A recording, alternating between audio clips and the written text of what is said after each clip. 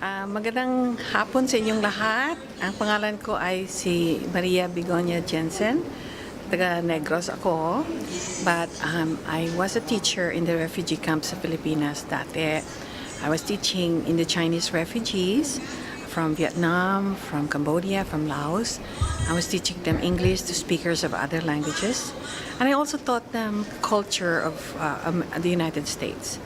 And because of my lesson in culture of the United States, I decided to venture and see if I could get a visa to come to the States so that I could learn more about the culture also and have a first-hand experience.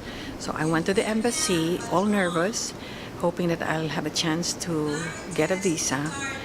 And then the interviewer told me that technically he was not supposed to give me any visa because, number one, I was single. Number two, wala akong pera sa bangko. And he said I was a flight risk. There was no chance that I was going to come back because I would probably find myself a job here and never go back. So he was not going to give me, technically, he was not going to give me a visa. However, when paalis na sana ako, depressed and medyo discouraged, bigla na lang sabi niya, but, he said, you work for a good cause. Tinutulungan mo, he said, you're helping a lot of refugees build a new life. So I'll make an exception. I'll give you the visa. I was so happy. Tuwang-tuwa ako. I was like jumping up and down. Kahit nasa labas na ako ng embassy, I was still jumping up and down. So everybody there na nagwi-wait din ng kanilang visa, nag-clap sila lahat kasi nag-cheer sila na I got the visa. So masaya ako nang dumating sa United States. Kaya lang dumating ako dito, sinabi nila, anong gagawin mo? Sabi ko, I'm not sure. I wasn't sure kung magstay ako, if I could find a job, or mag-aaral ako perhaps sa Vermont. Kaya lang, kung mag-take ka ng master's dito at that time, 1984, it would have cost me mga $9,000 or $10,000. Eh, saan ako kukuha? Ang pera ko, baon ko $900 lang, ano. So, sabi ko, babalik na lang siguro ako sa Pinas. Kaya lang, nagkatuon naman na I had a friend from the World Trade.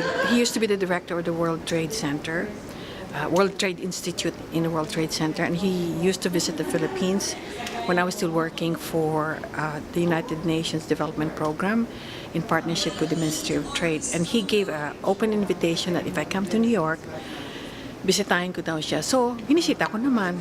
Sabi niya, come over for lunch. Nagantay ako sa labas ng opisina niya for about 1 hour. Sinabihan naman ako ng aking kapatid. Sabi niya, you're so naive. Ano lang yan, he's just trying to be nice to you. He didn't really mean it. He doesn't really want to treat you out for lunch. He's such a busy New York person. Sabi ko, ay, he promised me free lunch. Hindi, nandito ako. I have to wait for it. Ngayon, when he finally came to greet me at the visitor's lounge, he said, come here. I have something better than lunch for you. I'm going to offer you a job. Sabi ko, that's very nice. Thank you, sir. Pero I'm not gonna work for you illegally.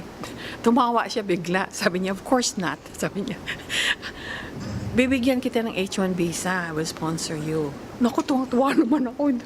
Sabi ko, milagro ito. Sabi ko, lahat ng tao naghahanap ng trabaho sa Amerika. Tapos ito na lang binigay sa akin.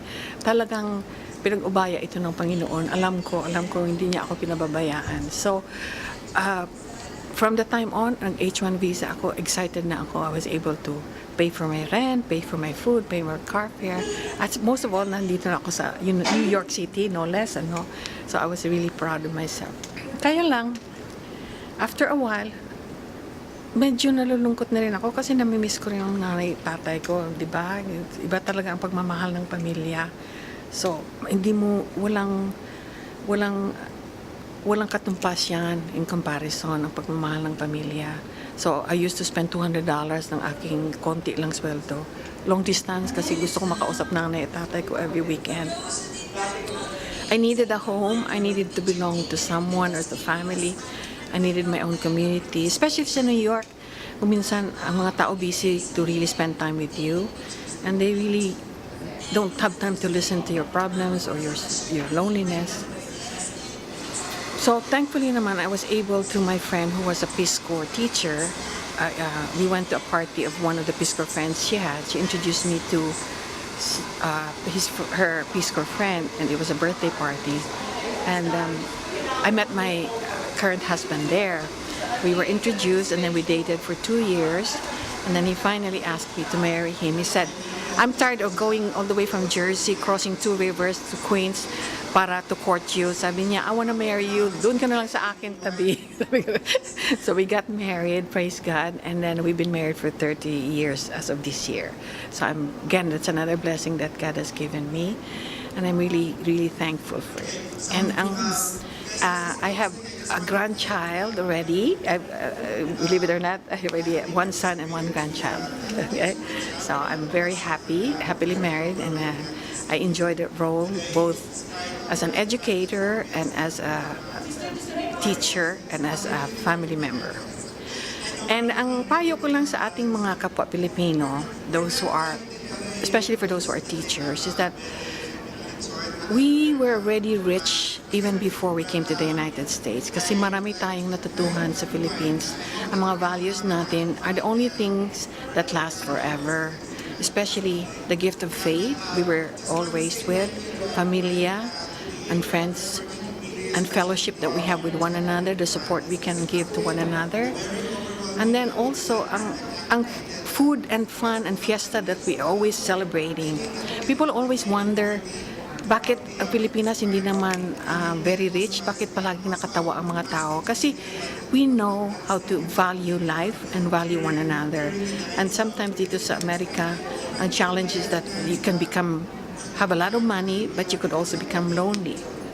And as I shared in my presentation today, Mother Teresa is the biggest disease in the West today is not TB or diseases that can be cured by medicine, but rather the disease of loneliness, lack of love, and lack of spirituality, and everyone's hunger for God.